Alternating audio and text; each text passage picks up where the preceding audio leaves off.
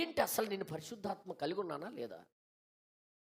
నేను చర్చికి వెళ్తున్నాను, నీతిగా బ్రతుకుతున్నాను, అయినప్పుడు కూడా ఆమె లోపల ఒక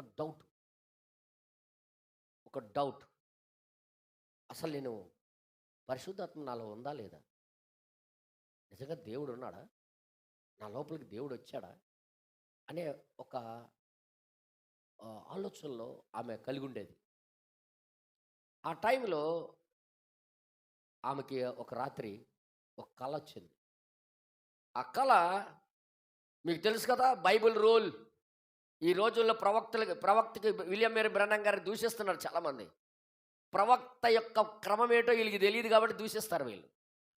ప్రవక్త అనగా బైబిల్ చూపించినట్టుగా ఒక ప్రవక్త అనేటప్పుడు, ఒక కళ కనేటప్పుడు, ఆ కళ చెప్పేటప్పుడు ఏదో ఊహించి చెప్పడం కాదు. ఇంకోసారి నేను మాట్లాడుతాను, జాగ్రత్త వినండి. నేను కళ వివరిస్తే ఆ కళ గురించి ఏదో భావం నువ్వు చెప్పేయడం పెద్ద విషయం కాదు. కానీ అది నిజమైనది అని చెప్పడానికి, నిజంగా నువ్వు కరెక్ట్ అయిన సమాధానం చెప్తావు అని చెప్పడానికి రుజువు ఏంటి తెలుసా? నాకు ఏ కళ వచ్చిందో చెప్పాలా, అప్పుడు ఆ భావం రైట్ అవుతుంది. ఇప్పుడు కళ నాకు వచ్చిన కళే నువ్వు చెప్పేస్తున్నావు అంటే మరి దాని భావము కూడా నీకు ఉంటుంది. ఎంతమందికి అర్థమైంది మాట? ఒకవేళ నాకు వచ్చిన కళ నువ్వు చెప్పలేదు అనుకో, నేను చెప్తేనే నువ్వు ఏదో చెప్పేస్తున్నావు అనుకో, అది రైట్ అవ్వచ్చు, తప్పు అవ్వచ్చు.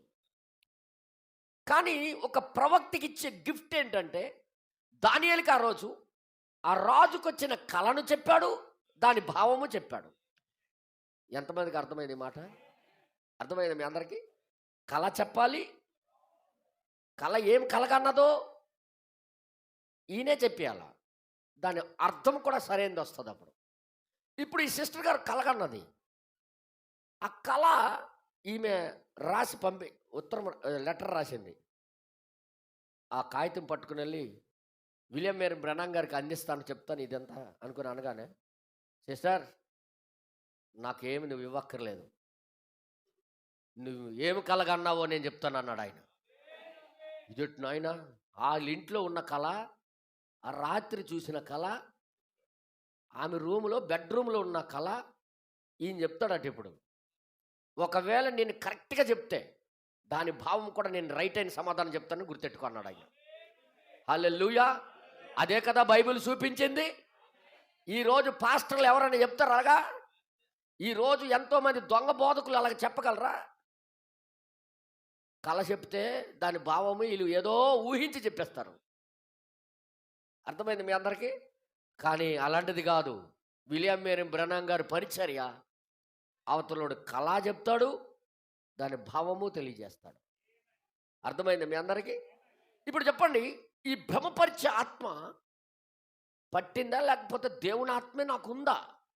భ్రమపరిచేది మోసపూరితమైన భక్తిలోకి నడిపిస్తుంది. నీకు పైపైన చేస్తున్న నీ కార్యాలను చూపించి నీకు మోసం చేస్తుంది. కానీ పరిశుద్ధాత్మ అలా కాదు, నిన్ను రక్షిస్తుంది. నిన్ను రక్షించగలిగిన సామర్థ్యం నీకు కాపాడడానికి వస్తాడు అతడు. హల్లెలూయా! దయచేసి నాతో కూడా మీరు చూడండి. స్ఫటికములు అంటే 5 కాలువలు. ఓకే, తర్వాత వీటి వలన నీరు చెడిపోకుండా ఇంకా స్వచ్ఛంగాను నిర్మలంగాను ఉన్నది. ఆ నీళ్ళు ఇంకా నిర్మలంగాను ఉంది. అయితే అది వేగముగా ప్రవహించుచూ వచ్చి వేగము తగ్గింది. వేగం స్పీడ్గా వచ్చి స్పీడ్ తగ్గింది. ఓకే, ఆ తరువాత దాదాపు అది కనుమరుగైపోయింది. ఆ తర్వాత కనబడకుండా అయిపోయింది. తర్వాత 5 కాలువలు ఎన్నడైనా కొండ దిగువ భాగములకు చేరునో లేదో అని ఆమె ఆలోచన. ఈ 5 భాగాలు కూడా కొండ దిగువ భాగానికి చేరుతుందో లేదని ఆలోచించుకుంటూ వస్తుంది ఆమె ఆ కల్లో. అయితే అంతలో ఆమెకు మెలకువ వచ్చింది. షెపర్డ్ సహోదరి, కళ అంతే కదా? ఎంతవరకు చెప్పలేదా? చెప్పకుండా చెప్పేస్తాడు ఈయన. సహోదరి, ఇదే కదా నీ కళ వచ్చింది అని అన్నాడు ఆయన. ఆమె నిజమైన ప్రవక్త యొక్క లక్షణం. ఎంతమందికి అర్థమైంది మాట? నేను ఎవరో కళ చెప్పితే దాని భావం ఇదై ఉండొచ్చు అని చెప్పడం పెద్ద విషయం కాదు. కానీ కళ చెప్పకుండా ఆమె కళ చెప్పడం, అదే రాజు కళ మర్చిపోతాడు, దాని విషయము మర్చిపోతాడు. నాకు రాత్రి ఒక కళ వచ్చింది, ఎవరు చెప్తాడో తీసుకురండి అని రాజ్యం మొత్తం కూడా ఎతికించారు. కళ గుర్తుంటే ఏదో ఒక ఊహలు చెప్పవచ్చు. రాజు కళ మర్చిపోయాడు, భావము అసలే మర్చిపోతాడు, భావమే తెలియదు. ఇప్పుడు ఎతికి రమ్మంటే దానియేలు వచ్చా తీసుకుని వచ్చారు. నీకు ఇలా కళ వచ్చింది కదా, ఆ కళ భావం ఇది, ఆ కళ నిజమా కాదంటే right right right right right right right అన్నాడు. ఇప్పుడు ఆ భావం సరైనది వచ్చింది. ఇప్పుడు చూడండి, సహోదరి యొక్క కళ ఇదేనా అని ఆమె ఉత్తరము పంపింది. ఆమె ఉత్తరం పంపింది. అది అందుకొని దాన్ని విప్పి చదవక ముందే ఆ కళను నేను చూశాను, దేవుడు నాకు చూపించాడు. ఇప్పుడు భావము రైట్గా వస్తుంది. ఇప్పుడు కళే వచ్చిన కళే చెప్పేశాడంటే దాని భావం రైట్దే చెప్తాడు. ఇక తర్వాత ఇంక రాయబడింది, ఆ విధముగానే కళల భావము కూడా చెప్పబడును. మీలో చాలా మంది నా వద్దకు వచ్చి కళలు చెప్పి వాటి భావమును అడుగుదురు. అప్పుడు నేను ఒక నిమిషం ఆగండి, మీరు కళ చెప్పొద్దు. ఏమంటారట? మీరు కళ చెప్పొద్దు అని అందును. చూసారా, మీరు కనిన కళను నేను చెప్పలేని ఎడల దాని భావాన్ని ఎట్లు చెప్పగలను? చూసారా, ఇది ప్రవక్త యొక్క రూల్. ప్రవక్త యొక్క రూల్ అది, బైబిల్ రూల్ ఇది. తర్వాత ఇంక రాయబడింది, అసలు నేను చెప్పిన భావము నిజమో లేక అబద్ధమో మీకు ఎట్లు తెలియను? మీకు మీ కళ నేను చెప్పకపోతే నా భావము కూడా కరెక్ట్ అవుతుందని మీరు ఎలా నమ్ముతారు? చూసారా, ముందుగా మీరు కనే కళను నేను చూడవలెను. ఏ కళ అయితే నువ్వు చూసావో అదే కళ నేను చూడాలా. అది దర్శనములో ఆ కళను నేను చూచెదను. నేను ఆ దర్శనములో ఆ కళ చూస్తాను. ఒక వ్యక్తి యొక్క కళను మీరు ముందే చూసిన ఎడల చూసినప్పుడు దాని భావం మీకు తెలియను, దాని భావం నీకు కూడా కరెక్ట్ గా తెలుసు. వాక్యములో కూడా అలాగే ఉన్నది. దానియేలు చూడండి, అవును కదా, దాని గురించి నేను ఆలోచించాను. చూసారా, ఇప్పుడు నిజమైన ప్రవక్త యొక్క గుణలక్షణం ఏంటి చెప్పండి ఇప్పుడే. ఇప్పుడు ఈ యొక్క పెద్ద పెద్ద బిషప్లకి అడగండి కళ ఏం కన్నాను చెప్తారా? బైబిల్ రూల్ మారిపోదు, బైబిల్ పద్ధతి మారిపోదు. దేవుడు నిన్న నేడు ఒకటే రీతిగా ఉన్నాడు. ఓకే, నెక్స్ట్ తర్వాత ఇంక రాయబడింది, నీవు కళను చూసినప్పుడే భావము నిజమని అర్థమగును. అవును, కళ చూడాలి, తర్వాత దాని భావం కరెక్ట్ గా చెప్తావు. ఒక వ్యక్తి తన కళను నీకు చెప్పుచున్నప్పుడు వారిని ముందు ఆపుము, చెప్పనివ్వకుండా ఆపాలా.